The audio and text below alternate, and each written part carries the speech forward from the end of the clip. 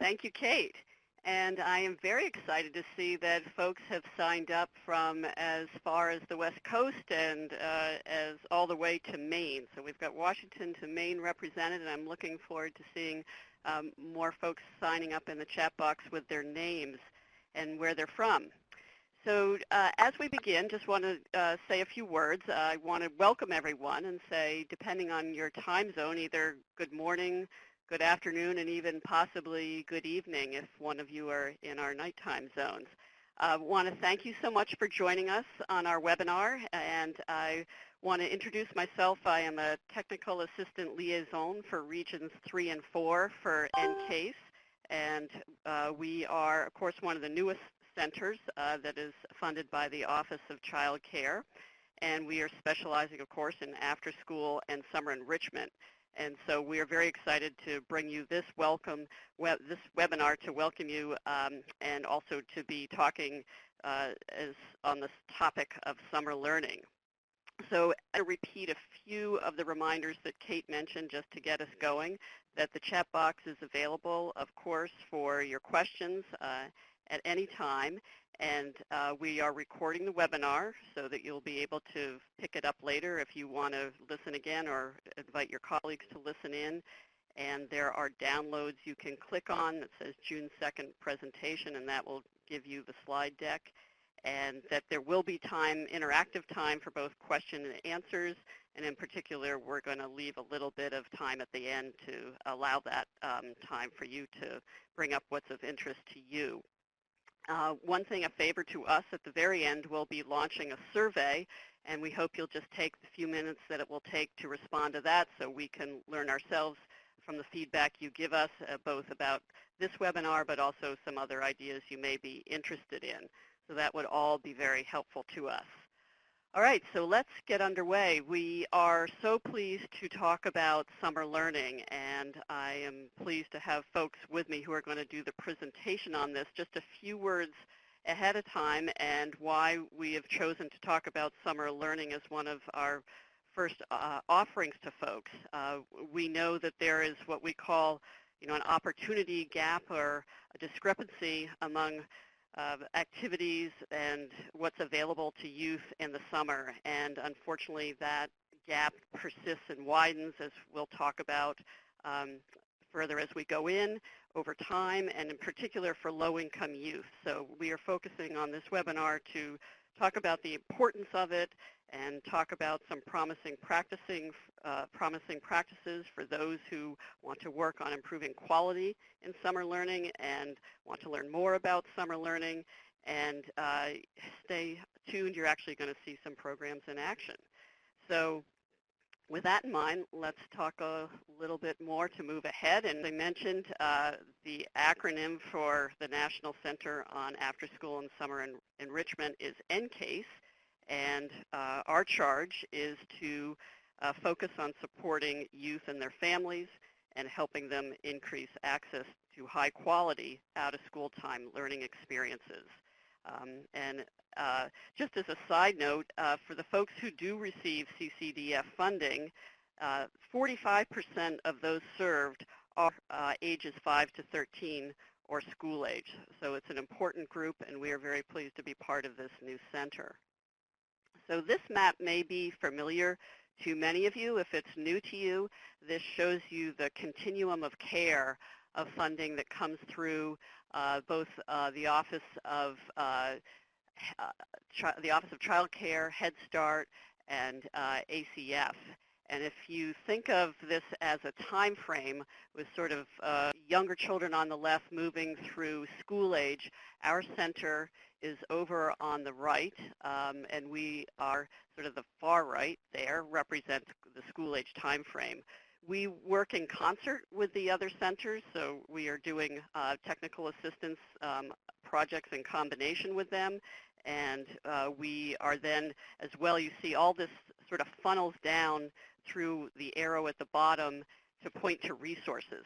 So that is a big part of the work that we are doing in our technical assistance, and we will be having our own website, which is going to launch shortly with some resources that you'll be able to find, including things such as this webinar that you'll see today.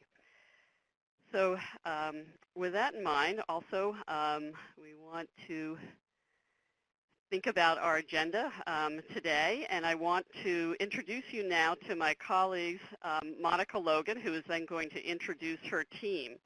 So Monica Logan is at the National Summer Learning Association. They are a partner in our NCASE team, and Monica at the NSLA is the Vice President of Program Quality.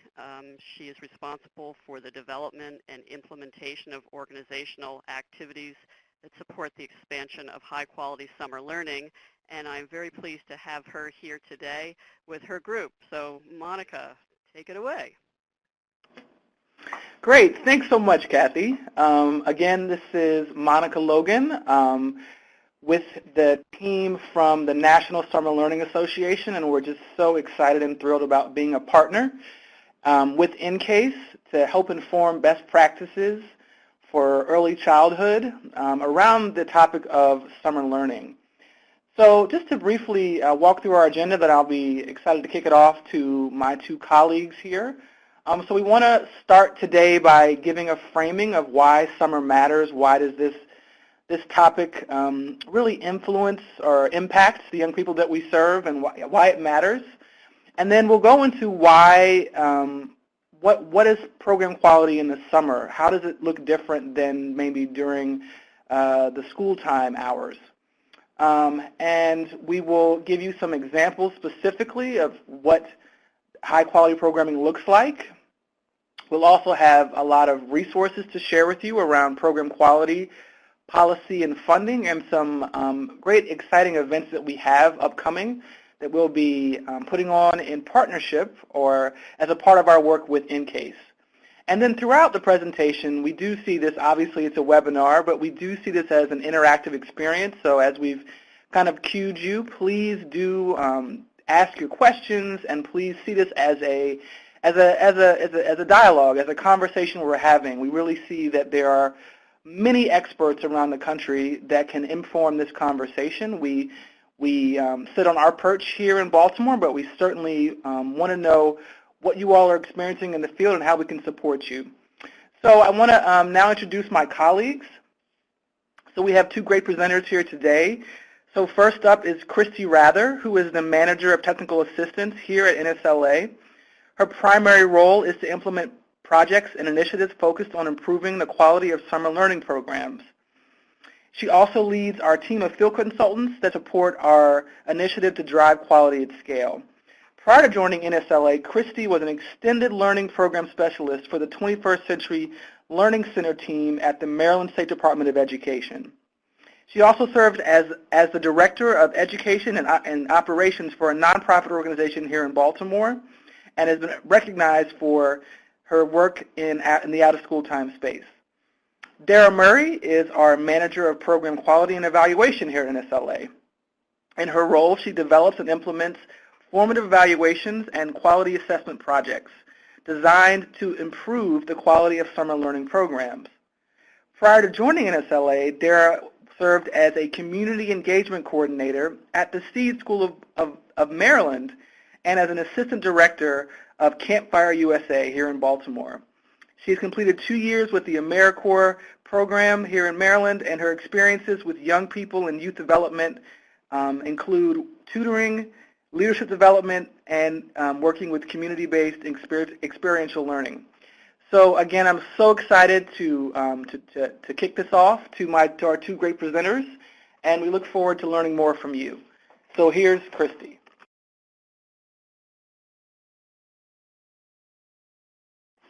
Hello, everyone, and thank you so very much for spending a little time with us today. We're really excited to interact with you and talk a little bit about summer learning. So with that, let's go ahead and dive right in. Our first activity is what we call our Rosebud Thorn activity, and this is actually something you can use in your programs. We're going to try to reiterate as many activities that you can take back throughout the presentation, so hopefully you're taking lots of great notes.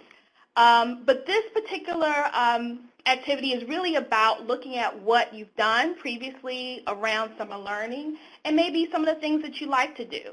I like to refer to it as my time travel activity. So if you just want to take a moment without falling asleep, close your eyes and think about what happened last year, maybe during your program or maybe what was happening in community or within your networks, and things that really went well about summer 2015. And then I also want you to consider things that you may want to change. Maybe it's something new you want to implement in the upcoming summer session, or something that you kind of want to completely redo. So if you'd like, please share in our chat box. If anyone wants to raise a hand and maybe share verbally and so we can hear and listen in to what you're saying, I'd love that also. So just think a little bit about what happened and maybe some things that you'd like to change coming up.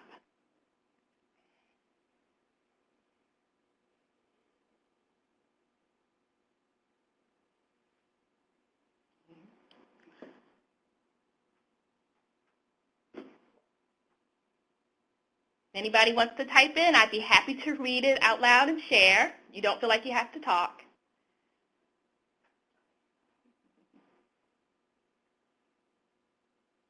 All right. I tell you what, just take notes, as this is really a good frame of reference for us moving forward. And maybe you can kind of think about, again, what happened last year and some things that you'd like to change. All right? So with that, I'm going to hand it over to my colleague, Dara. Thanks, Christy.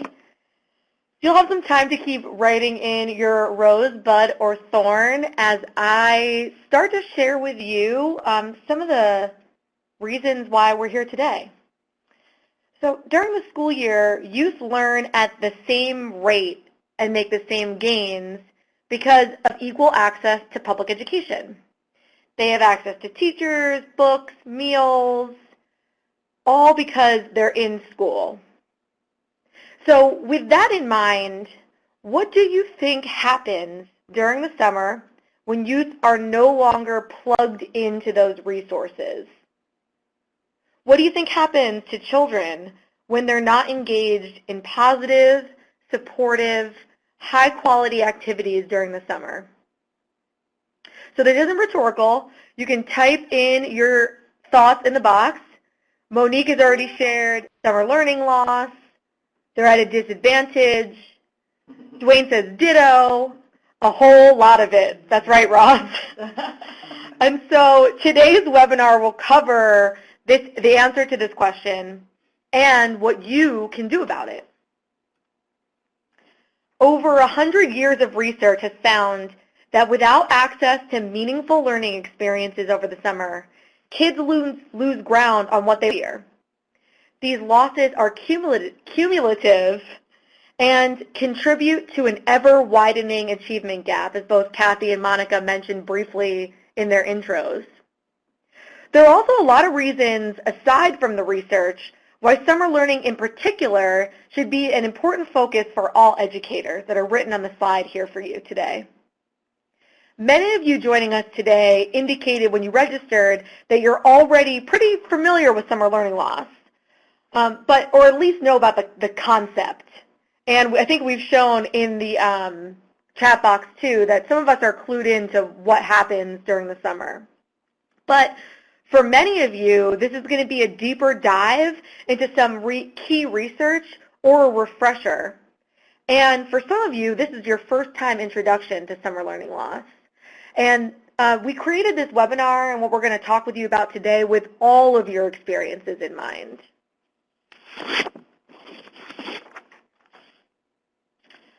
Every summer, low-income youth lose 2 to 3 months in reading, while their higher-income peers make slight gains. And most youth also lose 2 months of grade-level equivalency in math. If you keep extending that line out summer over summer, by 3rd grade, 4 out of 5 low-income youth are not reading proficiently. By 5th grade, summer learning loss leaves low-income students 2.5 to 3 years behind their peers. By 9th grade, half of the reading gap consists of summer learning loss that occurred in elementary school. The good news is that the research suggests that high-quality summer learning programs can improve reading and math skills and can get kids reading on grade level by 3rd grade, making them more likely to graduate from high school in 9th grade. Children from low-income families are disproportionately impacted by losses in reading. During the summer, if youth are not engaged in programming, they lose access to meals as well and are left home unsupervised. And in fact, in some of our communities, we can probably imagine kids are going to school and they may get every single meal at school, from breakfast, free and reduced lunch, and even supper if they're engaged in an after-school program. And so for that reason, it's not surprising that high-quality summer learning programs have been shown to improve motivation and relationships with adults and peers because they're interacting with adults rather than being unsupervised during the summer. And because this programming fills that gap, high-quality summer learning programs can also improve attachment during the school year. And to illustrate this concept and really bring it to life, Christy is going to introduce our first video. Okay, so this video is probably on our top 5 list that we like to share here to bring some framework into the summer learning conversation.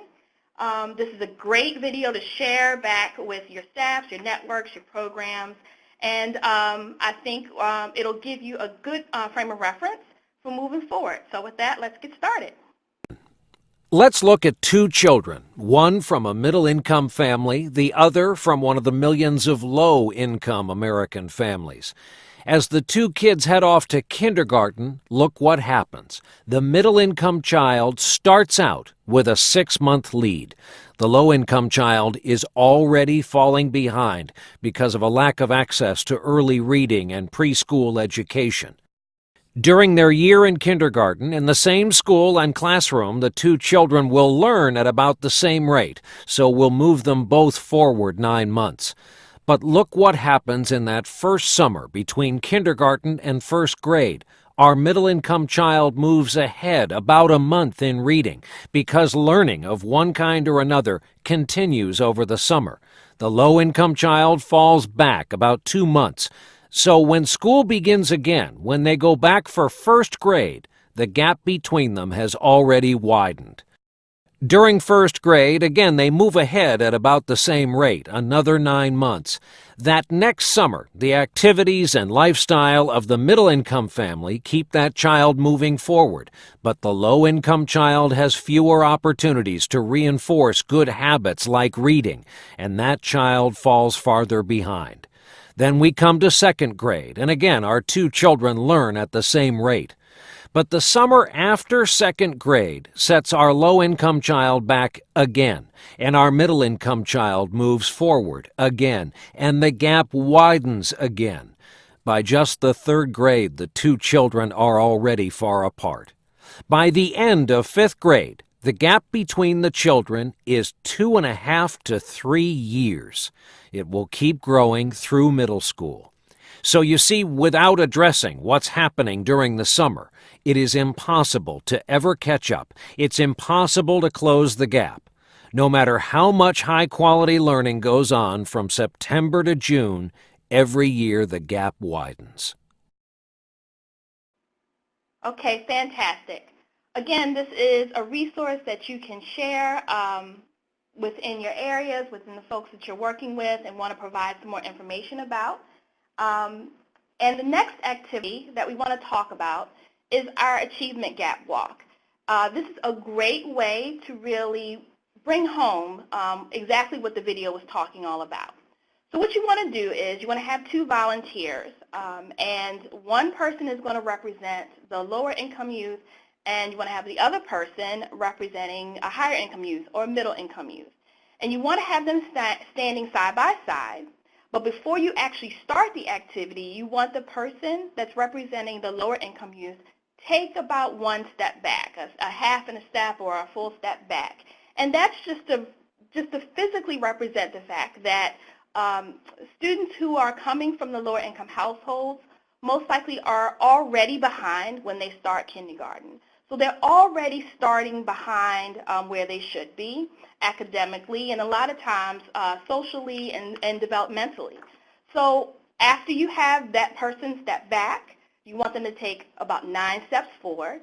And those 9 steps represent and correlate to the 9 months of the typical school year. And you'll automatically see that there's going to be a gap between them. If you want to move this demonstration a little further, you want them to go ahead and take the lower income youth, the person representing the lower income youth, take 3 steps back. And the middle income youth is only going to take a half step forward, because by summer learning initiatives and those things being introduced to a student that's coming from a higher income, they're automatically going to move forward a lot quicker than the person that's representing the lower income youth. Then you want to repeat the cycle 2 or 3 more times, and what you'll notice is that the gap is going to be wider and wider and wider. And what we know now, like we said, represented by the video and with this activity, that gap widens over time. This quote from Outliers, I'll read it really quickly. Virtually all of the advantage that wealthy students have over poor students is the result of differences in the way privileged kids learn when they are not in school. America doesn't have a school problem, it has a summer vacation problem. And again, this is just relating to the fact that there are these gaps over time, these gaps grow over time, and that summer is the opportunity to make an impactful change for all youth. There are a lot of things that happen in the summer that can be challenged, not just academically, but again, the social developmental things that happen, the obesity challenge that some students have. So summer is the prime time to actually tackle some of these issues. With that in mind, I want us to now do a little bit of sharing. So this is the opportunity. I think we've got lots of things happening in the chat room. I'd like to know, how is this happening in community? Where are you seeing this in community? Is this happening for you personally? Is this happening with you professionally, that you're seeing kind of this discrepancy and this disproportionate access to summer programs and what's happening? So take a moment, 10 or 15 seconds, and think about that. And definitely please share if you'd like. If you'd like to raise your hand, there's a little icon at the top, and you can just click on that, and if somebody wants to share out, please do. And I'll give us a few seconds to do that. It looks like we have some people typing in, which is great.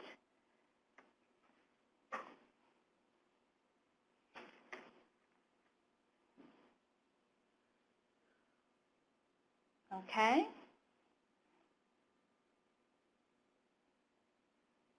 All right. We know that some youth, don't have anything at all to do in the summer, and that also is a problem because they are losing time and losing opportunities. Lee, I hope I'm pronouncing your name correctly, says access to tutoring for students who have fallen behind is essential for closing the gap. Absolutely, absolutely. And it's not just about having 1 or 2 summer programs. It's about expanding access for all youth. It looks like Harriet is typing. So Harriet, I'll wait a second for you to finish. And if anybody else likes to share, please do.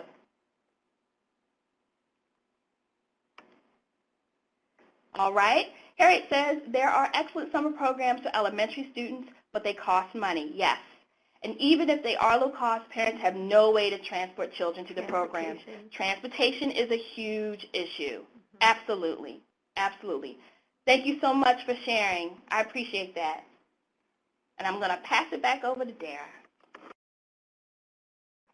Thank you, Christy. And keep chatting in keep typing in the chat box. We're all here ready to chat and answer your questions. So, quality is well defined and it's rooted in research. And we know that high quality summer learning works. So I keep mentioning this term high quality summer learning programs, but what do we really mean by quality? So high quality programs can reduce summer learning loss and can lead to gains even, not just stopping the loss, but gains in math and literacy, and also social emotional skills like self-esteem and leadership. And eventually this can lead to jobs and college.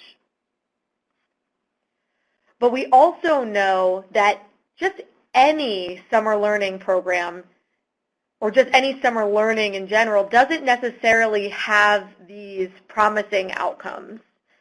And attendance in any summer program doesn't move the needle for young people in reducing this loss. The research also tells us what quality programming looks like in the summer, so we can stop summer learning loss and reduce and eliminate the achievement gap.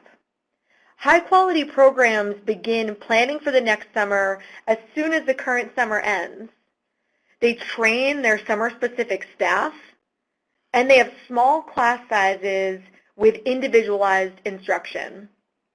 Programs should operate between 120 to 150 hours a summer, which equates to like 5 days for 5 weeks, with 3 to 4 hours of academics per day.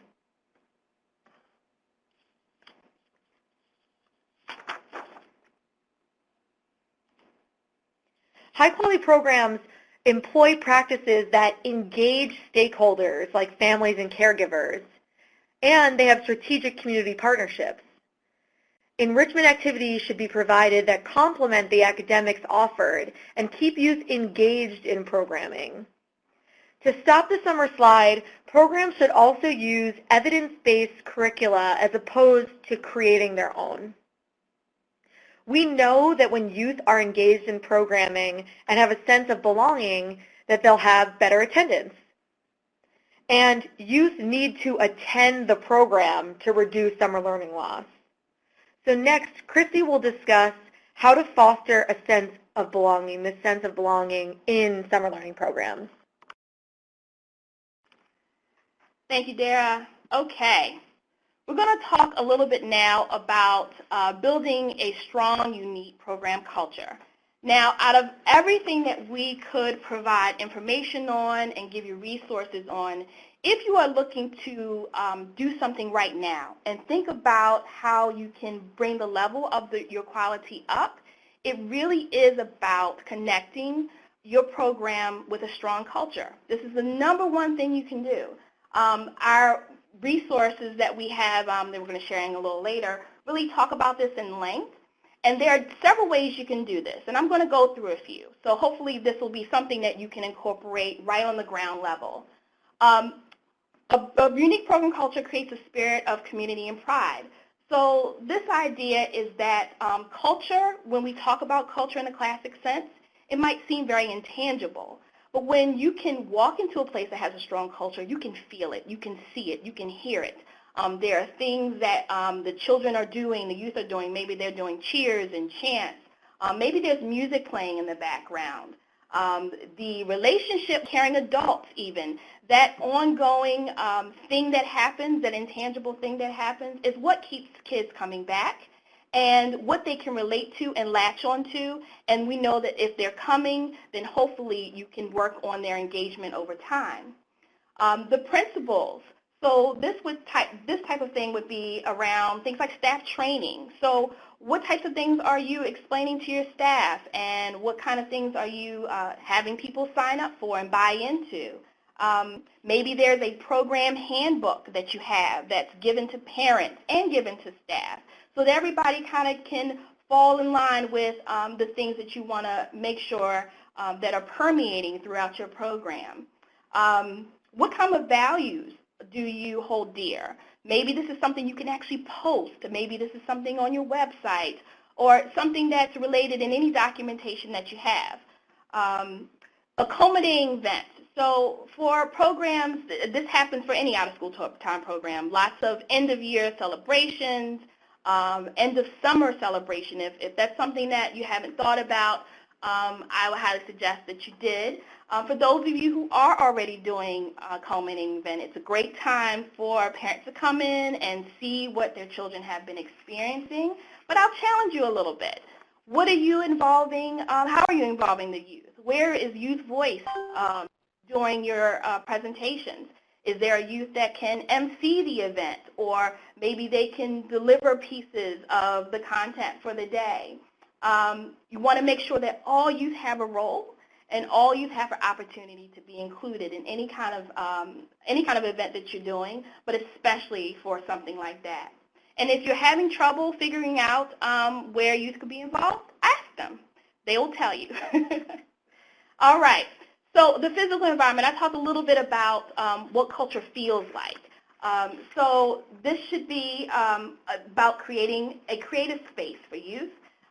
So that means that if you come in and you see the artwork from some of the students, or maybe there's some banners or some placards that they've created, maybe there's a student-run newsletter or a student-run blog, and anything that goes up and around the space should permeate and really show that the culture is there and that it's an active culture and it's a youth-centered culture.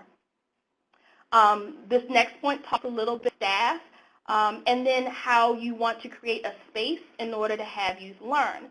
So lots of programs, not just during the summertime, throughout the year, are having students in desks and chairs. And there's nothing wrong with classroom learning because obviously it's something that has to happen, but are the floors an option? What about the hallways? Is there some outdoor areas? Maybe it's a cafeteria or auditorium. Make sure the learning is happening anywhere and everywhere and it doesn't look like the school day. If you are having an activity, for example, maybe it's a math activity and students are learning about what a number line means and negative and positive, have them become the number line. It doesn't have to be something that actually happens at a desk. Learning can happen everywhere, and anytime that you're bringing something new to the table for youth, they're going to be engaged that even more because they're going to want to know what's happening next. This last point actually kind of relates to the first one. So how are you welcoming your youth during the summertime? Are there morning chants? Are there morning rituals? Maybe there are signs, welcome signs. I think we talked a little bit last time about programs that blow bubbles, and what happens during transition times? Is there something that students get to do, or are there shout-outs? Is there clapping? And really, again, it's about permeating the structure and in everything you do. And quite frankly, you don't have to do anything terribly special or anything that's going to cost a lot of money. It's really about using what you're already doing and kind of upping the scale a little bit. We have one more video for you today.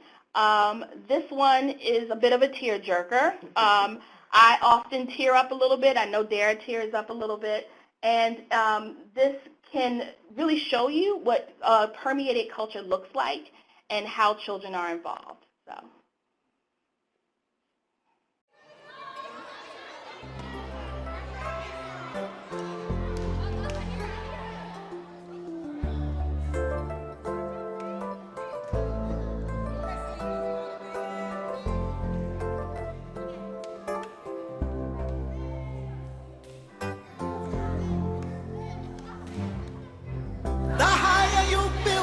Barriers,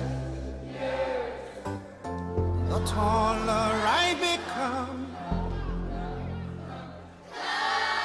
the farther you take my rights away, the faster I will run. You can deny me, you can decide to turn your face away. No matter, 'cause there's something inside so strong. I know that I can make it, though you're doing me wrong so wrong. Wow! Grandma is much better now, but she still needs us to help her. I love Grandma's old house. It has a big porch and a big backyard. Dad lived there when he was growing up. Let's see, Grandma, Mom, Dad, me, my twins. The more you refuse to hear my voice, the louder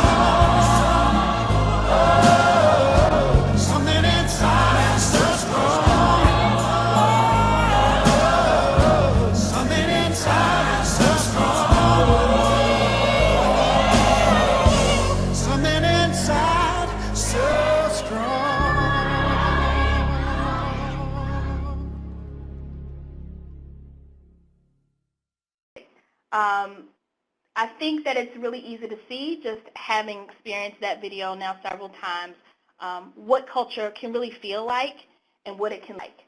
So with that, I want us to do a little self-assessment. So for this, we're going to do a little bit of polling. And I want you to take a look at the options here.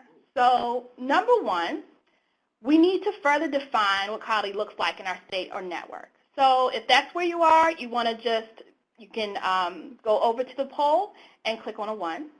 For the second choice, you are thinking that you started implementing a program and you know that those high quality standards are starting off for you and being implemented, and that's a great place to be. And the third one is most of the programs represented by our state or network understand and have fully implemented quality practices. So it looks like we've got people logging in here, which is fantastic. I'm going to give it a few seconds to see where everybody feels like they fall. Looks like the middle is probably the overwhelming majority.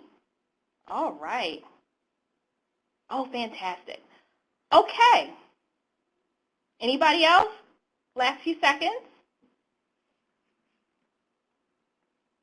Okay. All right. All right, so it looks like most people kind of fall in the middle, which is fantastic. We have a few people that identify with 1s. If anyone would like to share their strategy, especially those of you who said you were at a 3, I'd love to hear it. You can either type that into the chat box or you can raise your hand and let us hear the great things that you're doing. Yep.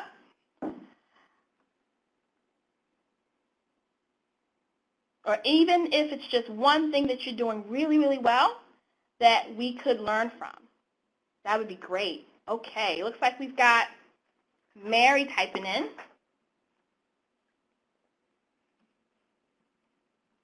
And again, if anybody wants to share out, they can.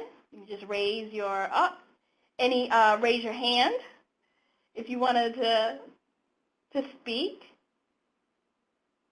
Mary's asking, do the quality practices include inclusion strategies? Give me a little bit more information about that, Mary.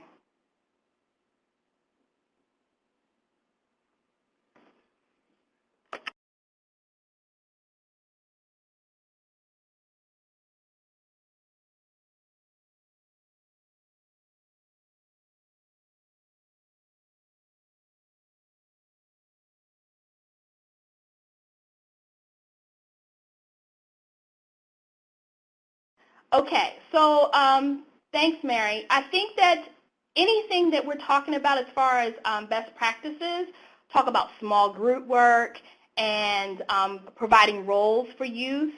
So I think that they all would support inclusion strategies. As a matter of fact, there are programs, just like the 21st Century programs, that's considered an intervention for students that have disabilities and have special needs. So I think it would have to really be a little bit personalized to your situation, and we can definitely talk more about that. But anything that's project-based, that's ostensibly project-based learning, I believe would be helpful for youth. And that's something that's best practices across the board around summer learning and out-of-school time in general. So, all right, I want to go ahead and move on. Please keep typing. And I'm going to hand it over to Dara.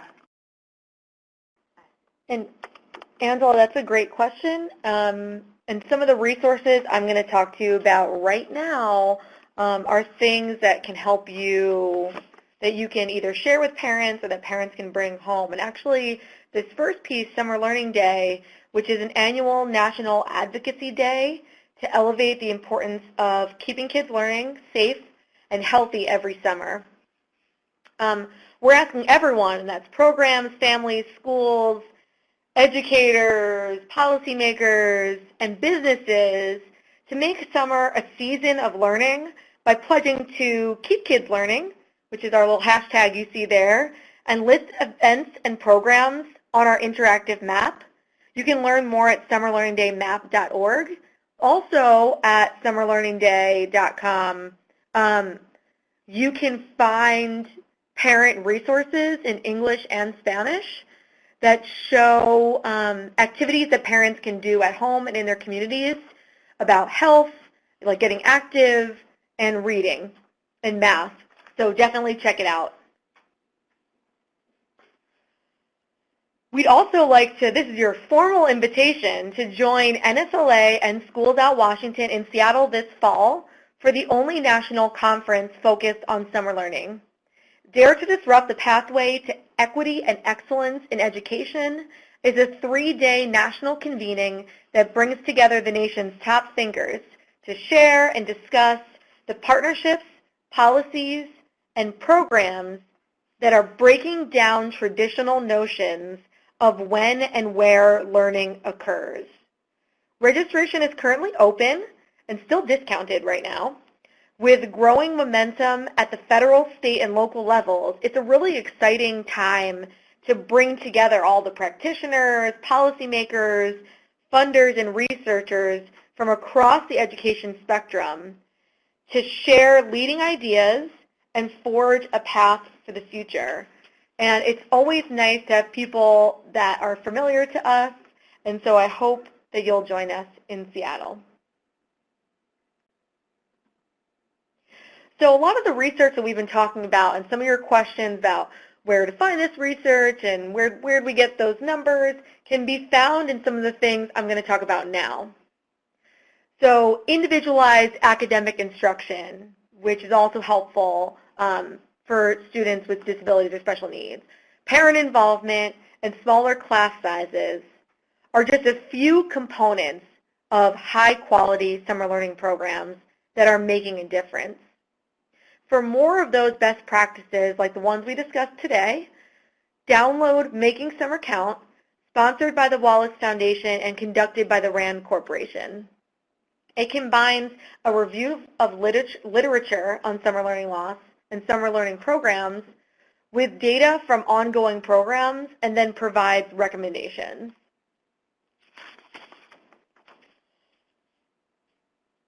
If you want to start a summer learning program or want case studies of excellent summer learning models in the field, this is the resource for you.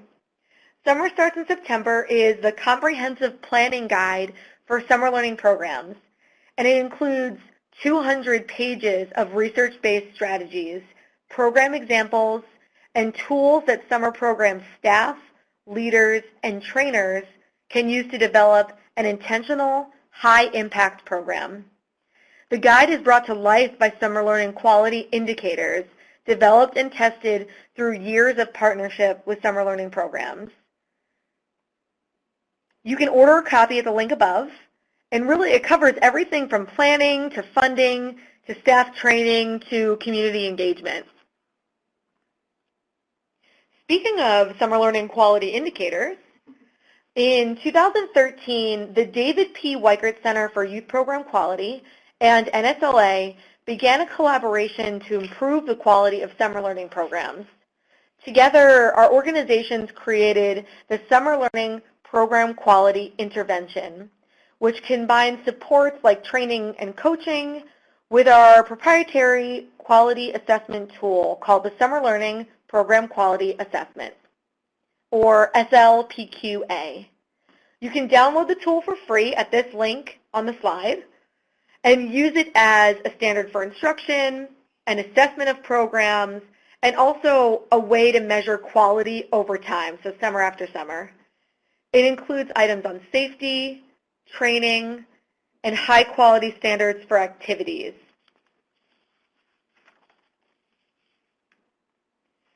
We know summer learning loss is real, but there's plenty that families and caregivers can do to support summer learning during the summer.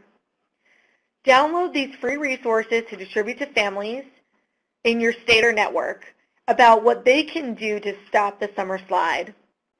At the link, you'll find tips for parents at home about health, and then also one specifically for older youth.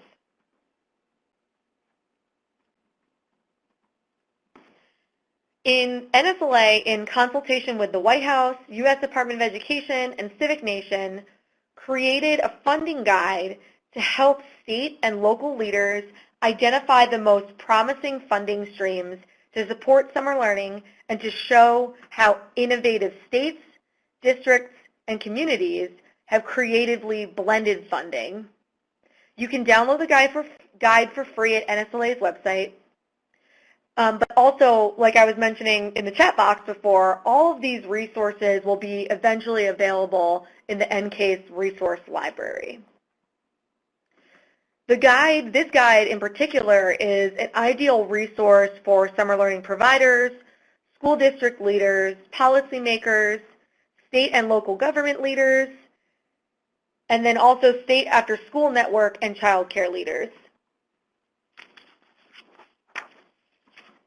Also mentioned earlier, if you've been watching my chats in the chat box, our final resource before Christy leads us in our reflection are NSLA's research briefs. These briefs can help inform the choices that parents, program providers, and policymakers make when selecting and designing summer programs for youth. And here you'll find everything that ranges from math and literacy to, as you can see here, investing in summer learning, to policy, and a lot of content area-specific things like health and nutrition. They're all free, and you can download all of them here at summerlearning.org/research. But again, you can always contact anyone at NCASE. We'll share the information with you at the end to get this information as well. With that, I will kick it over to Christy, who will lead us in our reflection today. Thanks, Sarah. Okay, so we're getting ready to wrap up in a few minutes. And this reflection mirrors a little bit of our opening activity. If you'd like to share in the chat box, please do. If you'd like to raise your hand and speak, I also encourage you to do that as well. But we wanted you to think about just what you've heard over the last few minutes and to think about some of the things that you want to start doing and some of the things that maybe you want to not do, or some of the things that you want to incorporate that's working well for you. If anyone has a green light, something that they're excited about starting and incorporating, I'd love to hear more about that.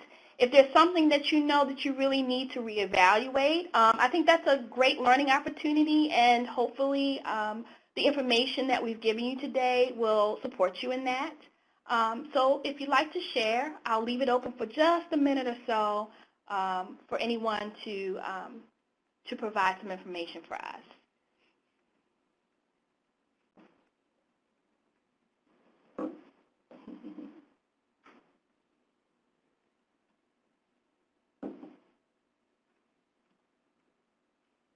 Okay. I'll give it another few seconds, and then we're working on wrapping up.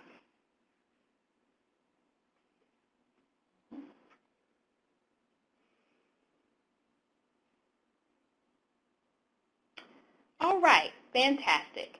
Feel free to continue thinking about this, and if you want to share, you absolutely can right in the chat box. What we want to do now is leave some room for questions. I believe we've got a couple that we want to talk about. How about if I start us off with a question? And I was thinking about, you had mentioned earlier about project-based learning and also about the importance of taking time for, having 3 to 4 hours of academics in a day.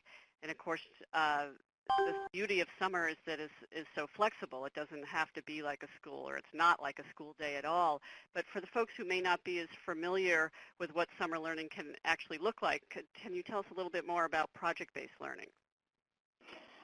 Sure. So summertime, what we've seen in the field is lots of themes and things that are built around certain learning activities. So, for example, if staff is planning a summer and it's 6 weeks long, and the first week is kind of introductory, of course, then the next week they could talk about a certain theme that you want to tackle. and let's just say the theme is animals or something really general like that. Well, you can cater and change that theme around depending on the age of the youth. And all of those things should tie into one another. It's a very holistic way of thinking about learning.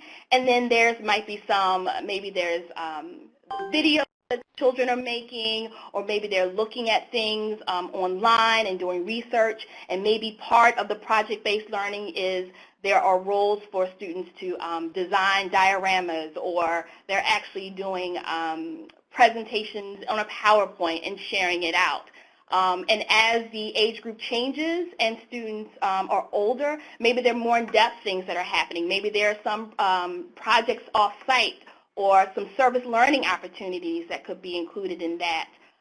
So ideally, it's really about taking a project around some academic themes that we all know that students are interested in and want to learn more about, and really making it effectively impact them on lots of different levels. So it's not just you're learning about out of a textbook. They're really, they've got their hands in it and they're really dirty with it. Maybe there's a gardening project that's included. So there's so many things you can do. And the benefit of summer and the benefit of having that time is that you're not dedicated to just 40 minutes for that or an hour for that. You've got a whole day to expand, and you've got a whole, few weeks to do it in. So it's not limiting at all. I hope that answers the question. It does, and I thought something else sparked a question in my mind, or at least a thought, and I noticed that you did this with us in your webinar, is that in your presentation, that someone had mentioned sort of the importance of sort of culminations and celebrations at the end and reflection, and so how that may deepen learning if one spends time reflecting and then creating a circle of planning. Yes, absolutely. And Monique just mentioned about the showcase at the end, which I think is fantastic. And again, it's just that way of, instead of trying to kind of focus really heavily on the lesson planning, not that that's not important, but you have so much room to make programming very personal for youth, and they're going to be excited about including themselves and getting involved.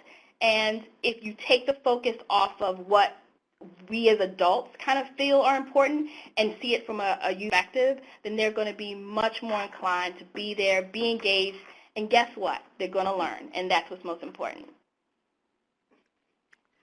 Terrific. Well, I don't see any other questions posed here, but I do want to sort of tie things up for us, because I notice folks are very much interested in both the research and resources that have been presented.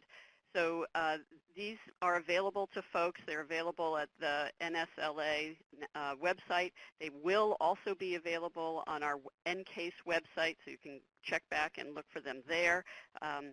And want to thank everyone for their presentation today. In particular, I want to thank our presenters, Christy and Dara, and I want to make sure that folks take a few minutes and answer the evaluation that is going to pop up. So that will be very helpful to us. And I think that pretty much ties us up for today, unless anyone has any other comments or questions or things they want to suggest to us. We are all set. We thank you so much for your appreciation. Come back to our website, as we say. It's posted here, and you will find this information, the recording and the PowerPoints and the resources there for your use. So thank you so much for attending, and we hope this has been helpful to you.